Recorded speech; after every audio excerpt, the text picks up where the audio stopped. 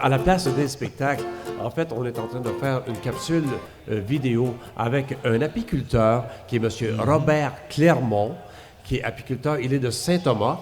Oui. Donc, les miels Clermont. M. Robert, bonjour. Bonjour Michel. Vous allez bien?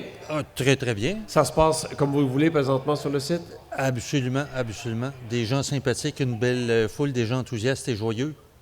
Alors, les gens qui veulent vous trouver, vous êtes tout près de la place de la famille, tout près des Oui. jeux. Absolument, ça. absolument. Moi, j'aimerais avoir un peu l'historique de les miels Clermont. Ça a commencé comment, cette passion-là? Ah, ça commence comme beaucoup d'agriculteurs par les grands-parents. Ma grand-mère Régina, qui avait elle-même ses ruches dans les années 1925 environ. Et puis là, elle m'en parlait quand j'allais les visiter. Et puis au travers de ça, je me suis dit, vers l'âge de 18, 19, 20 ans, j'aimerais ça essayer. Donc j'ai acheté une dizaine de ruches que j'ai eues pendant peut-être une dizaine d'années. J'ai toujours beaucoup aimé ça. Et puis on a eu la crise du varroa à un moment donné, où est-ce que ça, c'était un parasite de l'abeille, que les traitements étaient moins bien connus à ce moment-là, moins bien appliqués. J'ai perdu mes ruches. Et puis là, environ 2 ans, j'ai recommencé. Et puis là, ça va bien. Là, au point de vue du varroa, la santé, c'est bien contrôlé. Ça va bien, puis on a du bon miel. Super. Un passionné d'abeilles. Oui. Il y a les autres qui ont peur des abeilles. Oui. Eh bien là, il faut faire une différence là, entre les guêpes et les abeilles. Comment on fait? OK. La première chose, du premier coup d'œil, je compare ça facilement avec un autobus scolaire. Quand c'est jaune et noir, comme un autobus scolaire, c'est une guêpe. Et puis quand c'est plutôt un insecte brun doré avec des lignes noires, ça, c'est notre sympathique abeille. Et il y a des abeilles qui sont domestiques, qui sont dans des Oui. ruches. Il y a les abeilles qui sont sauvages aussi. Oui, absolument, oui.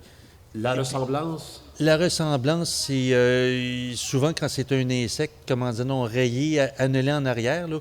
Souvent, je ne me rappelle pas du nom de la famille, mais souvent c'est un insecte, disons, bienfaiteur, parce qu'ils ont toute leur raison d'être dans la nature. Là. Tandis que c'est sûr que l'abeille domestique, elle est bonne pour la pollinisation de toutes les cultures, fraises, framboises, bleuets, pommes. C'est important pour ça. Et puis pour faire notre miel. Et puis il y a aussi les gros bourdons, les gros poilus qu'on les appelle, eux autres. Là. Eux autres, ils ne sont pas dangereux, ils sont là pour la pollinisation. Parce que là, ce qu'on peut faire, comme quand on compare avec les guêpes, ça, eux autres, les guêpes qui sont jaunes et noires, et puis eux autres vont se faire une sorte de boule grise en papier, comme pour leur nid, c'est leur habitation. Eux autres sont plus, disons, belliqueuses un peu, là. Mais leur rôle dans la nature, c'est, par exemple, quand elles font leur nid, elles vont aller dans les arbres qui sont en train de pourrir, elles vont transformer la fibre en fibre de papier pour faire leur nid, puis ils vont aussi manger des mouches, c'est carnivore, ça.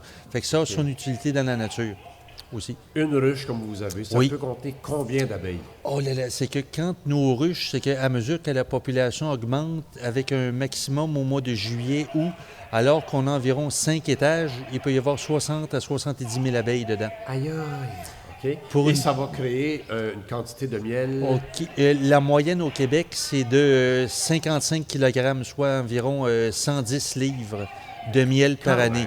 Quand même. Quand ça va bien. Mais j'ai eu des années records à 200 livres de miel par ruche. Les beaux étés chauds, humides, il y a beaucoup plus de miel. Les gens qui voudraient voir comment ça se passe, comment ça se vit, une vie d'abeille dans la ruche, il y a possibilité de le voir ici sur le site de l'Expo Rive-Nord. Absolument. Aller jusqu'à dimanche. Alors, on invite les gens à venir rencontrer M. Robert Clermont dans son kiosque ici sur le site.